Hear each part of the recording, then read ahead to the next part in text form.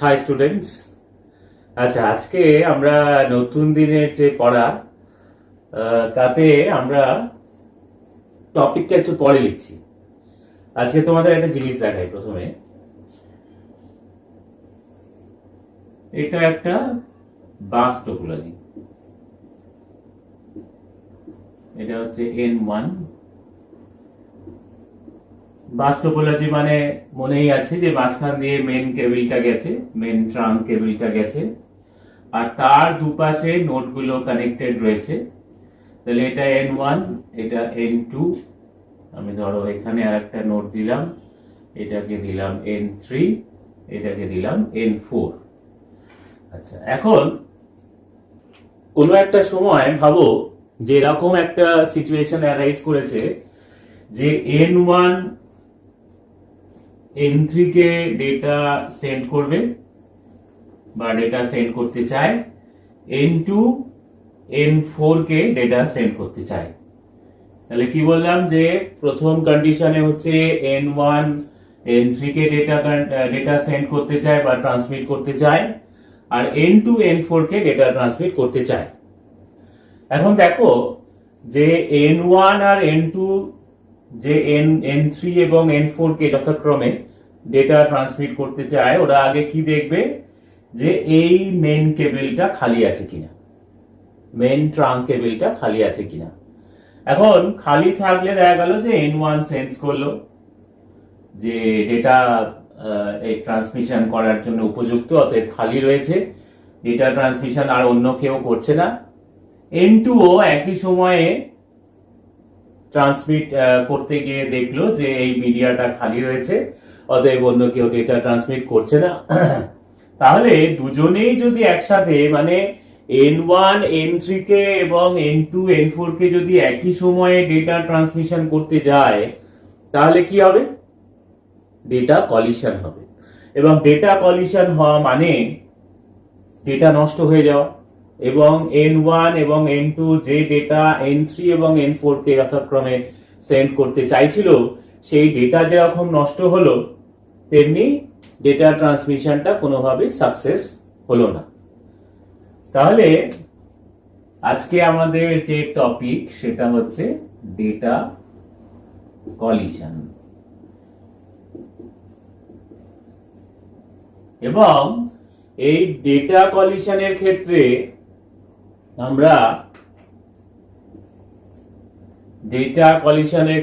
আমরা দুটো অপশন পাবো। ডেটা কলিশনের ক্ষেত্রে এই যে ডেটা কলিশনটা, তার মানে আমাদের উদ্দেশ্যটা হচ্ছে ডেটা কলিশনটা আমাদেরকে কোনোভাবে আটকাতে হবে। এই ডেটা কলিশন আটকানোর জন্য দুটো পদ্ধতি রয়েছে, সেটা আমরা এখন পড়ব। আটকানোর জন্য, প্রিভেন্ট করার জন্য আমরা দুটো পদ্ধতি ব্যবহার করি। একটা হচ্ছে CSMA/CD, আর একটা হচ্ছে টোকেন রিং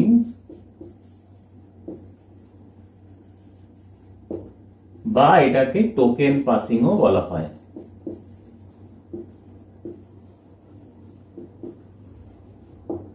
টোকেন রিং বা টোকেন পাসিং, আর এক নম্বর হচ্ছে CSMA/CD। এখন এই যে CSMA/CD,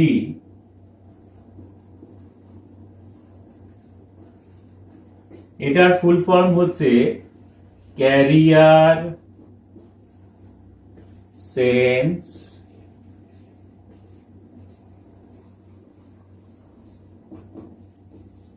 মাল্টিপল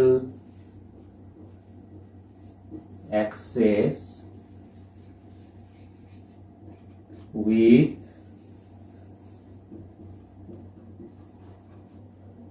collision detection।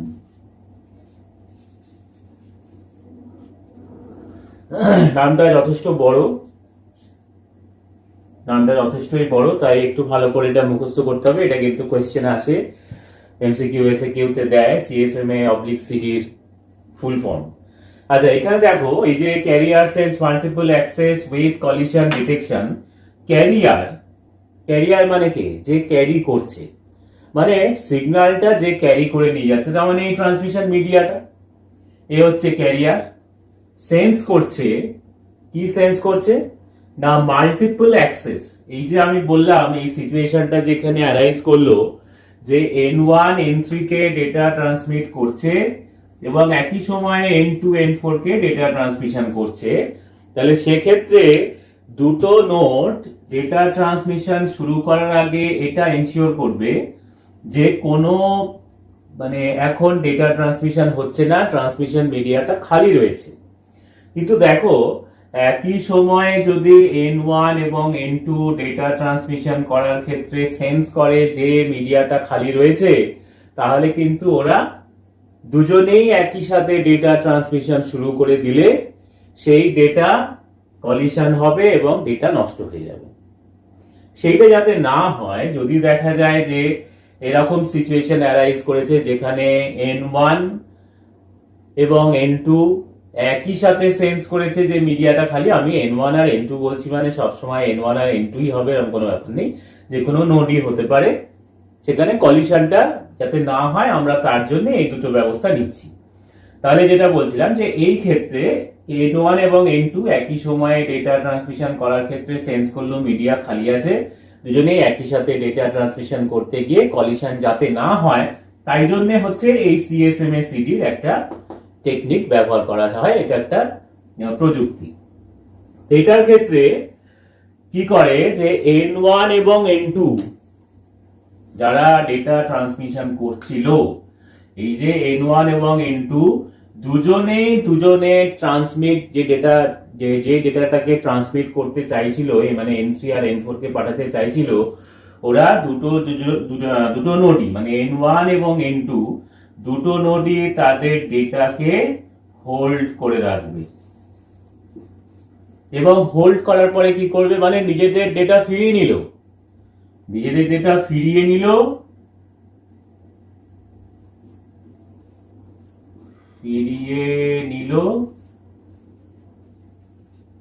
এক নম্বর, 2 নম্বর হোল্ড করলো, 3 নম্বর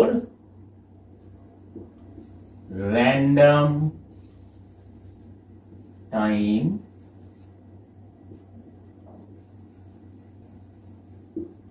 ওয়েট করলো। র্যান্ডম টাইম ওয়েট করবে। এই যে র্যান্ডম টাইম ওয়েট করাটা কি না, দেখো র্যান্ডম টাইম ওয়েট করার অর্থ হলো N1 যতটা টাইম ওয়েট করবে N2 ততটা টাইম অবশ্যই ওয়েট করবে না।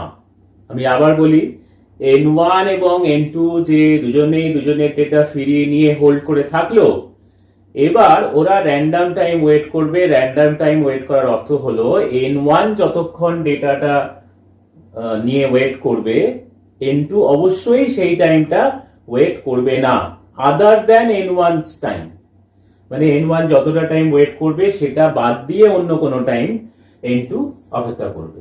এখন দেখা গেল আমি তোমাদের একটা এক্সাম্পল দিয়েই বলি যে N1 ধরো 2 মিলি সেকেন্ড ওয়েট করবে, ঠিক করলো, N2 1 মিলি সেকেন্ড ওয়েট করবে, ঠিক করলো।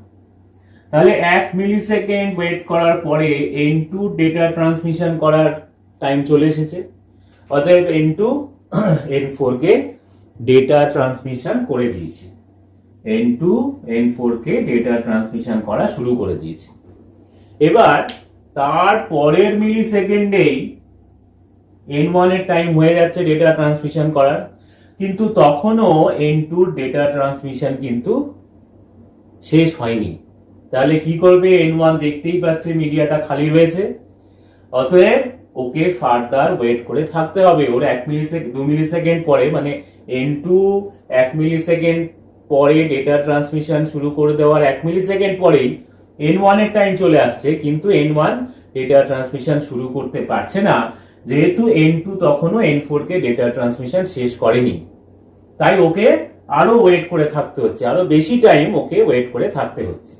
এইবারে ইতিমধ্যে N2 N4 কে ডেটা ট্রান্সমিশন শুরু করে N2 N4 কে ডেটা ট্রান্সমিশন শেষ করে দিয়েছে, N4 N2 কে ডেলিভারি রিপোর্ট দিয়ে দিয়েছে, যে মেসেজ ডেলিভারি যে ডেটা এখানে ট্রান্সমিশন হয়েছে সেটা যে সাকসেসফুল হয়েছে, এখান থেকে একটা রিপোর্ট যাবে ওখানে N2 তে সেন্ডার নোডে। আমরা যেরকম SMS পাঠালে আমরা দেখি না যে মেসেজ ডেলিভার্ড, আমাদের কাছে একটা ডেলিভারি রিপোর্ট আসে, ঠিক সেই রকমই N2 যখন N4 কে কোনো ডেটা সেন্ড করেছে, N4 কিন্তু পুরো মেসেজ পেয়ে যাওয়ার পরে সেই মেসেজটা মানে সেই ডেলিভারি রিপোর্ট কিন্তু N2 এর কাছে পাঠাবে। এইবারে মিডিয়াটা খালি হলো, এইবারে মিডিয়াটা খালি হওয়ার পরে N1 আবার সেন্স করছে, N1 কিন্তু মাঝে মাঝেই সেন্স করছে যে মিডিয়াটা খালি হয়েছে কিনা। এইবারে ফাইনালি N1 সেন্স করলো যে হ্যাঁ এবারে মিডিয়াটা খালি হয়েছে। এইবারে N1 N3 কে ডেটা ট্রান্সমিশন শুরু করলো। একই রকম ভাবে N3 পুরো ডেটা পাবে, তারপরে N3 আবার N1 কে একটা ডেলিভারি রিপোর্ট পাঠাবে। তাহলে এক্ষেত্রে দেখা গেল যে এইভাবে ডেটা কলিশনটা কিছুটা অ্যাভয়েড করা যাচ্ছে। অ্যাভয়েড এই কারণে বলছি, অ্যাভয়েড করা মানে কি এড়িয়ে যাওয়া, এড়ানো। এড়ানোটা তাও সবসময় কিন্তু হচ্ছে না, তার কারণ যদি দেখা যায় যে N1 এবং N2 এই যে এই ক্ষেত্রে ডেটা ট্রান্সমিশন শুরু করার পরে কলিশনটা মানে আমরা যে ডেটা ওরা যে ফিরিয়ে নেবে সেই ফিরিয়ে নেওয়ার আগে হয়তো কলিশনটা হয়ে গেছে, তাহলে সেক্ষেত্রে কিন্তু এই CSMA/CD সব ক্ষেত্রে কিন্তু নিশ্চিত করতে পারে না যে কলিশন হবেই না। এটা একটা কলিশন অ্যাভয়েডেন্স স্কিম, কলিশনটা অ্যাভয়েড করা যায়। ঠিক আছে, তাহলে CSMA/CD তে আমরা কি দেখলাম, দুটো নোড যখন একই সময় ডেটা ট্রান্সমিশন করতে চাইবে তখন ওরা দুজনের ডেটা ফিরিয়ে নেবে, হোল্ড করে রাখবে, র্যান্ডম টাইম ওয়েট করবে। র্যান্ডম টাইম ওয়েট করার অর্থ হলো একটা নোড যতটা টাইম ওয়েট করবে অন্য নোড অবশ্যই সেই টাইমটা ওয়েট করবে না, তার চেয়ে কম বা তার চেয়ে বেশি ওয়েট করবে। আমি একটু উল্টো করেও দেখাই, যে এখানে আমি দেখাচ্ছিলাম 2 মিলিসেকেন্ড 1 মিলিসেকেন্ড, সেক্ষেত্রে আমি যদি উল্টে দিই মানে দেখা গেল যে N1 এর ক্ষেত্রে কম আর N2 এর ক্ষেত্রে বেশি ওয়েট করে থাকতে হচ্ছে, তাহলে সেক্ষেত্রে কি হবে, N1 N3 কে ডেটা ট্রান্সমিশন এই যে ফিরিয়ে নেওয়া, হোল্ড করা, তারপরে 2 মিলিসেকেন্ড ওয়েট করার পরে N1 N3 কে ডেটা ট্রান্সমিশন শুরু করে দিল। তারপরের মিলিসেকেন্ডেই কিন্তু N2 ডেটা ট্রান্সমিশন করার সময় শুরু হয়ে যাচ্ছে, কিন্তু তাও শুরু করতে পারছে না যেহেতু N1 তখনও N3 কে ডেটা পাঠানো শেষ করেনি। অতএব ওকে ফার্দার ওয়েট করে থাকতে হচ্ছে, যতক্ষণ না N1 N3 কে ডেটা ট্রান্সমিশন করে ডেলিভারি রিপোর্ট পাচ্ছে ততক্ষণ ওকে ওয়েট করে থাকতে হচ্ছে। সেক্ষেত্রে 3 মিলিসেকেন্ডের ওয়েটটা আরো বেশি হয়ে যেতে পারে। আবার এটাও হতে পারে যে N1 N3 কে যে ডেটা ট্রান্সমিশন করছে সেটা 1 মিলিসেকেন্ডের মধ্যেই শেষ হয়ে গেছে বা 1 মিলিসেকেন্ডের কমেও শেষ হয়ে গেছে, তাহলে সেক্ষেত্রে 3 মিলিসেকেন্ডে শুরু করাটা N2 এর ক্ষেত্রে কোনো সমস্যা হচ্ছে না। কিন্তু তাও বলছি যে এই CSMA/CD এটা কিন্তু কলিশন অ্যাভয়েডেন্স স্কিম, কলিশন হবেই না এটা নিশ্চিত করে সব সময় বলা যাচ্ছে না। এটা গেল 1 নম্বর CSMA/CD। আর 2 নম্বরটা আমরা দেখব হচ্ছে টোকেন রিং। টোকেন বলতে এই যে টোকেন মানে হচ্ছে লজিক্যাল পারমিশন।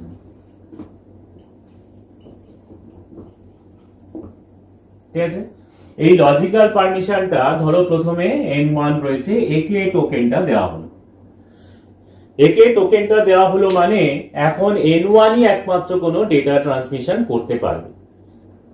N1 এর কাছে যেহেতু টোকেন রয়েছে, N1 বললো আমার N3 কে ডেটা ট্রান্সমিশন করার আছে, ও N3 কে ডেটা ট্রান্সমিশন করলো, N3 পুরো ডেটা পেলো, N3 ডেলিভারি রিপোর্ট দিল, N1 বুঝতে পারলো যে পুরো ডেটা N3 এর কাছে পৌঁছে গেছে, ও টোকেনটা রিলিজ করে দিয়ে দিল পরের নোড মানে N2 কে। টোকেনটা চলে গেল এখন N2 এর কাছে। N2 কোনো ডেটা ট্রান্সমিশন করার থাকলে ও ডেটা ট্রান্সমিশন করবে, যেরকম আমরা দেখছিলাম N2 N4 কে ডেটা ট্রান্সমিশন করতে পারবে, করার ছিল সেই ক্ষেত্রে। তাহলে N2 N4 কে ডেটা ট্রান্সমিশন করে দিচ্ছে, N4 পুরো ডেটা পাওয়ার পরে ডেলিভারি রিপোর্ট দিচ্ছে, N2 তখন এই টোকেনটা রিলিজ করে দিয়ে দিল হচ্ছে N3 কে। তার মানে N2 এর কাছে এখন আর টোকেন নেই, সেই টোকেন চলে এসেছে N3 এর কাছে।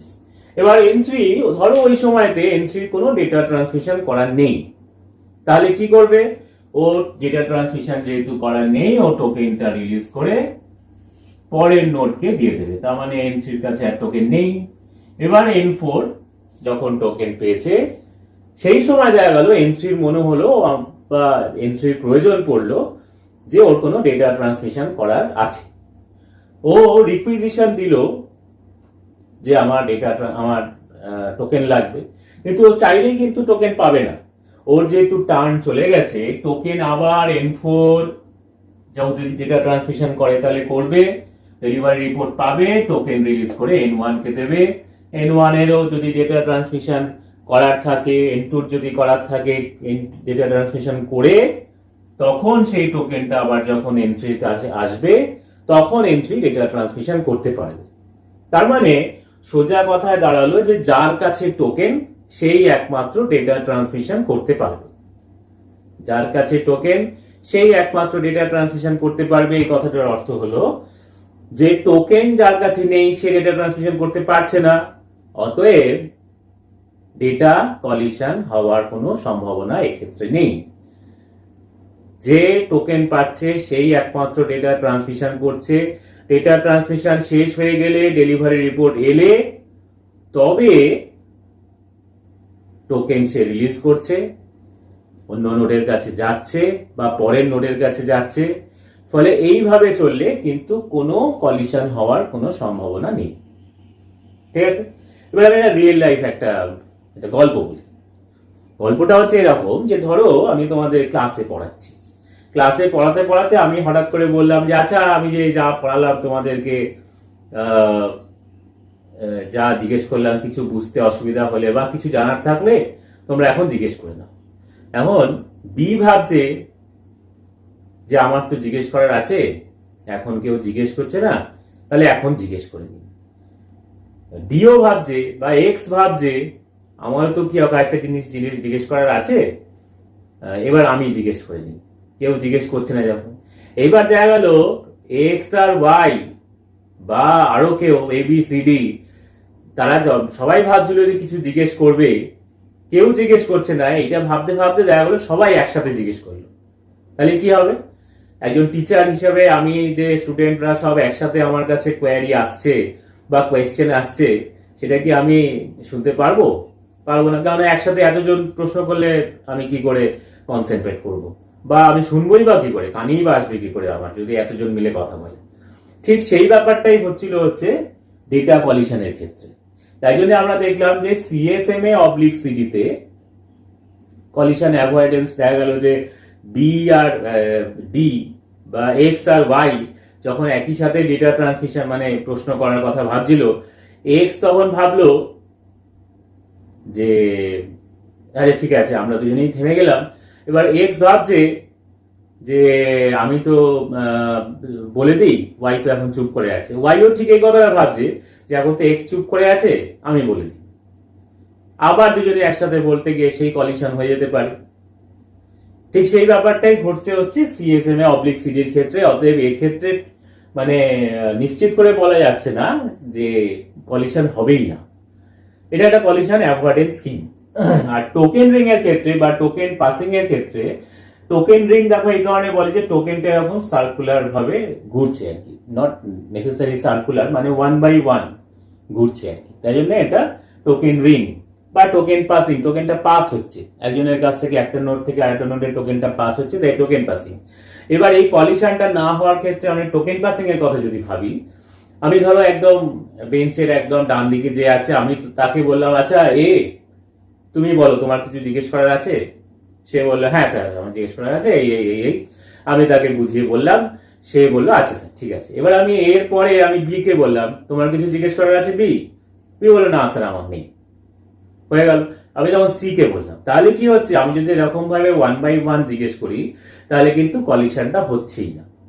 কলিশনটা পুরোপুরি নিশ্চিত করা যাচ্ছে যে মানে কলিশনটা হবেই না, ডেটা ট্রান্সমিশনের ক্ষেত্রে কলিশনটা হবে না।